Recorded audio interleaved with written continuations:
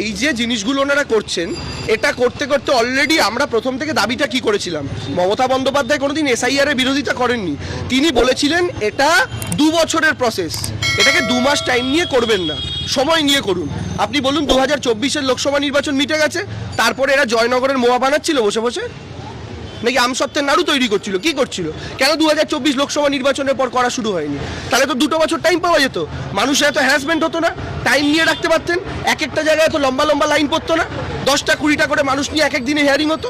কিন্তু আজকে আপনারা 2 মাস টাইম নিয়ে 1.5 কোটি মানুষকে হ্যারাস করা কি করে সম্ভব?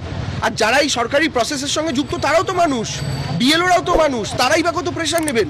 একজন বিএলওর ঘরে 900 জন 1000 জন করে ভোটারের দায়িত্ব, আপনারা কল্পনা করে দেখুন। তো এই যে প্রসেসটাকে একটা হচপচ করে দেওয়া চক্রান্ত এই কারণে, কারণ এসব করতে গিয়ে যত প্রসেস ডিলে হবে তত নির্বাচনের সময়সীমা পেরোবে, আর একটা টাইমের পর বলবে রাষ্ট্রপতি শাসন জারি করে ইলেকশন করো, যেটা শুভেন্দুবাবুদের আগাগোড়া উদ্দেশ্য ছিল। তো আমি আবার বলছি, রাষ্ট্রপতি শাসন জারি করে ইলেকশন করুন, ডোনাল্ড ট্রাম্পকে মাথায় বসে ইলেকশন করুন, হাওয়াই চপ্পল পরা মেয়েটাই নবান্নে যাবে, কোনো কিচ্ছু করে সেটা আটকাতে পারবেন না।